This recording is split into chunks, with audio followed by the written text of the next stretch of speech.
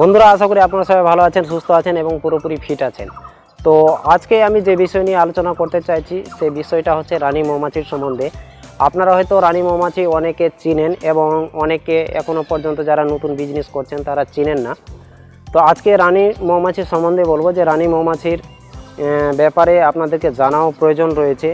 যতজন নতুন বাক্স করছেন, রানীর সম্বন্ধে হোক আর শ্রমিক মৌমাছির সম্বন্ধে হোক, সম্পূর্ণ মৌমাছি সম্বন্ধে আপনাদের নলেজ থাকাটা অবশ্যই প্রয়োজন রয়েছে। তো আমি যত কিছু বলছি সম্পূর্ণ প্র্যাকটিক্যাল ফিল্ডের, প্র্যাকটিক্যাল গ্রাউন্ডের কথাগুলো বলছি। আমি প্র্যাকটিক্যাল নিজে করি বলেই এগুলো ব্যাপারে বলি। তো আজকে যে বিষয় নিয়ে আলোচনা করব, প্রথমত হচ্ছে রানী মৌমাছি কোথায় মিলন করে এবং কিভাবে মিলন করে সেই ব্যাপারে বলবো। দ্বিতীয় কথা বলবো যে রানী মৌমাছি যে মিলনটা, সেই মিলনের নামটা কি সেটাও আপনাদেরকে বলবো।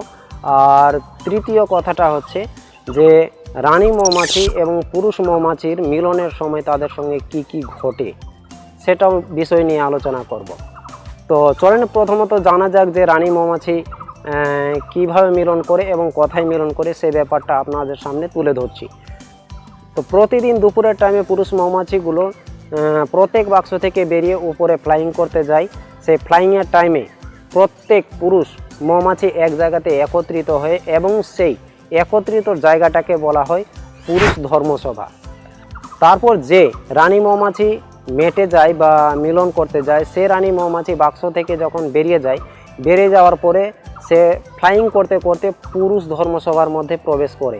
সেই পুরুষ ধর্মসভার মধ্যে যখন প্রবেশ করার পরে নিজের যে সেন্ট থাকে সে সেন্টটাকে ছড়িয়ে দেওয়ার পরে রানী মৌমাছির সঙ্গে মিলন করার জন্য পুরুষ মৌমাছিগুলো উত্তেজিত হয়ে পড়ে।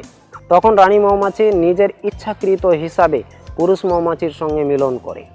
তারপর যখন পুরুষ মৌমাছির সঙ্গে মিলন করে তখনই সেই পুরুষ মৌমাছির যৌনাঙ্গ বা যেটা আমরা ইংলিশে বলে থাকি অ্যান্টোফেরাস, সে অ্যান্টোফেরাস বা যৌনাঙ্গটা ভেঙে যায় এবং সঙ্গে সঙ্গেই সেই পুরুষ মৌমাছি মাটিতে পড়ে যায় এবং তার মৃত্যু হয়। তো এই মিলনটাকে বলা হয় দি ড্রামাটিক সেক্সুয়াল সুসাইড। তারপর পুরুষ মৌমাছি তো মারা যায়, মিলনের পরে পরে সে তো মারা যায়। আর দ্বিতীয় কথা হচ্ছে যখন পুরুষ মৌমাছি মিলন করে তার কিছুক্ষণ পরে রানী মৌমাছি কিন্তু প্রেগনেন্ট হয়ে যায়। তো সঙ্গে সঙ্গে প্রেগনেন্ট হয়ে যায় আর প্রচুর হারে তাদের পেট ব্যথা শুরু হয়ে যায়। তো পেট ব্যথা যেরকম দেখেন আমাদের মানবের ক্ষেত্রে যদি বলা যায়, তাহলে স্ত্রী যখন বাচ্চা প্রসব করে তখন বাচ্চা প্রসবের সময় তার প্রচুর পেট ব্যথা স্টার্ট হয়, তেমনি রানী মৌমাছির পেট ব্যথা প্রচুর হারে স্টার্ট হয়ে যায়। তখন অনেক রানী মৌমাছি সেখানেই মারা যায়, বা কিছু রানী মৌমাছি যে শক্ত এবং সবল থাকে সে আবার ফিরে এসে বাক্সের মধ্যে প্রবেশ করে। তো যখন রানী মৌমাছি মারা যায় তখন শ্রমিক মৌমাছিগুলোর কি হতে পারে সেটাও আপনাদেরকে বলছি। যে যখন রানী মৌমাছি সেখানে মারা যায়, আসতে পারে না, তারপর তারা 15 মিনিট পরে জানতে পেরে যায় যে কি রানী মৌমাছি মিলনের টাইমে মারা গেছে এবং তারা আবার নতুন করে কি করে সেল ফর্ম স্টার্ট করে নতুন রানী তৈরি করার জন্য। তো আজকের ভিডিও এইটুকুই পর্যন্ত, আবারও নেক্সট ভিডিও আসবো।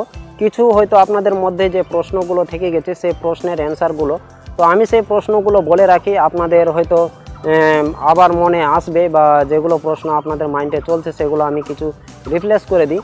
প্রথম প্রশ্ন হচ্ছে রানী মৌমাছি সেল থেকে বেরিয়ে আসার কদিন পরে মেটে যায়।